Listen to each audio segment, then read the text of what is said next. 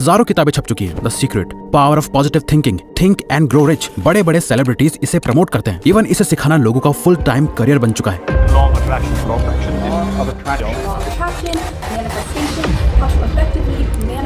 अब या तो ये सब सच बोल रहे हैं या फिर ये एक मॉडर्न डे सुपरस्टिशन और अंधविश्वास है जिसकी एक कल्ट फॉलोइंग बन चुकी है, जिस पूरे आइडिया का यूज करके $1 मिलियन की इंडस्ट्री खड़ी हो गई है, जहां से लोगों को बेवकूफ बनाकर करोड़ों रुपए बनाए जा रहे हैं और लोगों को सपने बेचकर एक फुल फ्लैज्ड बिजनेस और धंधा बना लिया है। लेकिन लॉ ऑफ अट्रैक्शन है क्या, और मोर इम्पोर्टेंटली ये क्या नहीं है? क्या ये एक लॉजिकल और साइंटिफिक तरीका है अपने गोल्स और सपनों को अचीव करने का, या फिर बस ये एक हवा में बातें हैं? और अगर ये सच में काम करता है तो आप इसे प्रैक्टिकली कैसे इस्तेमाल कर सकते हो? वीडियो को एंड तक देखते रहिए और आपको इन सारे सवालों के जवाब मिल जाएंगे और ये आपकी लाइफ और सोच को हमेशा के लिए चेंज कर देगी लॉ ऑफ अट्रैक्शन को लेके। अगर सच बताएं तो हम कभी भी इस यूनिवर्स से फ्री में मिलने वाले आइडिया पे बिलीव नहीं करते थे, लेकिन जब हमने इसके पीछे की साइंस को समझा, इस पे डीप रिसर्च की और अपनी लाइफ में खुद अप्लाई करके देखा तो चीजें और भी ज्यादा क्लियर होने लगी। इसीलिए आप इसे और गहराई से समझ सको, हम इस वीडियो को 3 पार्ट्स में डिवाइड कर रहे हैं। फर्स्ट है द मिथ, सेकंड है द साइंस, थर्ड है द रियलिटी, जिसका पार्ट 3 सबसे ज्यादा इंपॉर्टेंट है, जहां हमने एक 3 स्टेप सीक्रेट शेयर किया है जो आपके बहुत काम आएगा। इसके साथ ही हम आपके साथ अपना खुद का पर्सनल फाइनल ओपिनियन भी शेयर करेंगे लॉ ऑफ अट्रैक्शन को लेके कि हम खुद इसके बारे में क्या सोचते हैं। शुरू करते हैं सबसे पहले ये समझने से कि लॉ ऑफ अट्रैक्शन आखिर सच में क्या है, वो जो दुनिया आपको बताती है या वो जो अभी हम आपको बता रहे हैं। Part 1, the myth.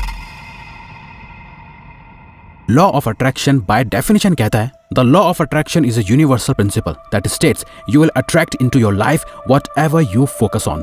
यानी ये एक यूनिवर्सल प्रिंसिपल है जो कहता है कि आप अपनी लाइफ में वही चीजें अट्रैक्ट करोगे जिन पर आप फोकस करते हो। जिसका मतलब अगर आप अपने किसी सपने यानी ड्रीम या गोल को अपने दिमाग में विजुलाइज करते रहोगे तो एक ना एक दिन वो सपना सच हो जाएगा। आप पैसों के बारे में सोचोगे तो आप अमीर हो जाओगे, आप अच्छी हेल्थ के बारे में सोचोगे तो आप फिट हो जाओगे। आप हर दिन अफर्मेशंस का मंत्र पढ़ते जाओ और जो भी आप बोलोगे वो सच होता जाएगा। अब ऑनेस्टली हमारे जैसे किसी भी प्रैक्टिकल और रैशनल थिंकिंग वाले पर्सन के लिए इस पे यकीन कर पाना बहुत मुश्किल है। आपने शाहरुख खान का वो डायलॉग तो सुना होगा, अगर किसी चीज को पूरे दिल से चाहो तो सारी कायनात तुम्हें उससे मिलाने की साजिश में लग जाती है।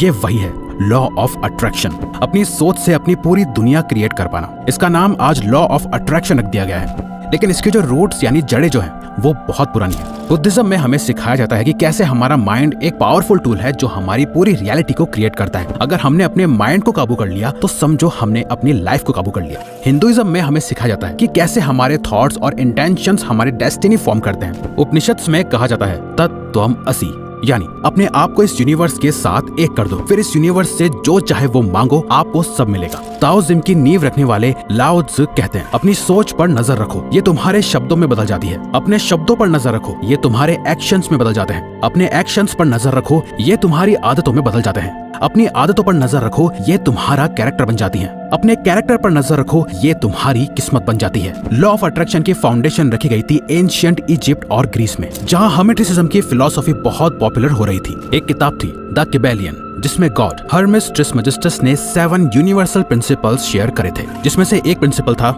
द प्रिंसिपल ऑफ मेंटलिज्म, जो कहता था द ऑल इज माइंड, यानी ये जो पूरा यूनिवर्स है वो एक मेंटल क्रिएशन है। इसी प्रिंसिपल से एक फाउंडेशनल आइडिया निकल के आया कि हमारा माइंड हमारी लाइफ की रियलिटी को इन्फ्लुएंस कर सकता है, और लॉ ऑफ अट्रैक्शन की पहली वेव यहीं से शुरू हुई। 19th सेंचुरी में तो यहाँ से एक न्यू थॉट मूवमेंट की शुरुआत हुई, जहां लोगों ने इन एंशिएंट आइडियाज को मॉडर्न कॉन्टेक्स्ट में यूज करना शुरू कर दिया। मेनली 3 लोग थे जो बहुत ही हैवीली इस आइडिया को प्रमोट कर रहे थे, Phineas Quimby, Ralph Waldo Emerson and William Walker Atkinson, जिनका ये मानना था कि माइंड में एक तरह की हीलिंग पावर्स होती हैं और एक पॉजिटिव मेंटल स्टेट से हम अपनी लाइफ को कंप्लीटली चेंज कर सकते हैं। जहां फिनियस क्विम्बी कहते थे कि हर बीमारी की जड़ इंसान का माइंड है, अगर वो अपने माइंड को सही कर ले तो हर बीमारी का इलाज हो जाएगा। राल्फ वॉल्डो इमर्सन ने माइंड के इनफाइनाइट पोटेंशियल को बताना शुरू करा। उन्होंने मैनिफेस्टेशन की पावर को दुनिया के सामने रखा, और विलियम वॉकर एटकिंसन वो पहले पर्सन थे जिन्होंने लॉ ऑफ अट्रैक्शन इस वर्ड का यूज करा था। उन्होंने अपनी 1906 की book thought vibration the law of attraction in the thought world में सबसे पहले इसका मेंशन करा, जहां उन्होंने ये सिखाया कि कैसे हमारे थॉट्स एनर्जीज की तरह अट्रैक्ट करते हैं। 20th सेंचुरी आते आते ये आइडिया और ज्यादा पॉपुलर होने लगा। खासकर नेपोलियन हिल की बुक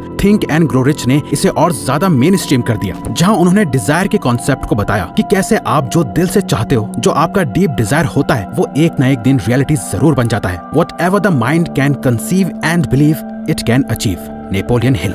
ऐसे नॉर्मन विंसेंट पीएल की the power of positive thinking, Joseph Murphy की the power of your subconscious mind आई, जहां सेम बात करी गई कैसे एक पॉजिटिव मेंटल एटीट्यूड आपको दुनिया जहां की सारी सक्सेस और हैप्पीनेस लाके दे सकता है। और कहानी यहाँ भी नहीं रुकी। 21st सेंचुरी में रोंडा बर्न ने ईयर 2006 में एक बुक रिलीज करी जिसका नाम था द सीक्रेट, और इस किताब से मानो लॉ ऑफ अट्रैक्शन दुनिया भर में फेमस हो गया। एक क्रांति आ गई। ये बुक इतनी सक्सेसफुल हुई कि दुनिया के कोने कोने तक ये लॉ ऑफ अट्रैक्शन की वेव पहुंच गई। दुनिया भर में इसकी बातें होने लगी।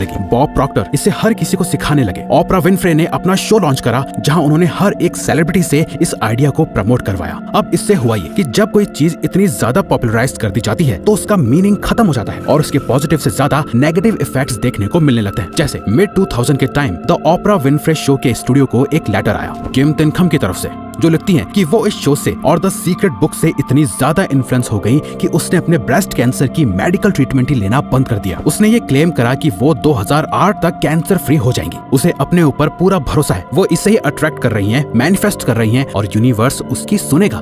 लेकिन हुआ क्या? ईयर 2010 में किम की कैंसर से डेथ हो गई। मगर ये सब नहीं होता अगर किम इस पे ब्लाइंडली ट्रस्ट करने के बजाय इसके पीछे की साइंस को समझती तो। जरूरी नहीं है कि किसी बड़े और फेमस आदमी ने कुछ बोल दिया तो वो सही ही हो और अब बिना ज्यादा सोचे समझे उससे फॉलो करने लग जाओ। ये लॉ ऑफ अट्रैक्शन वो है जिसे आपको सिखाया जा रहा है और बेचा जा रहा है। लेकिन लॉ ऑफ अट्रैक्शन को अच्छे से यूज करने के लिए आपको ये समझना होगा कि ये काम कैसे करता है। Part 2, the science.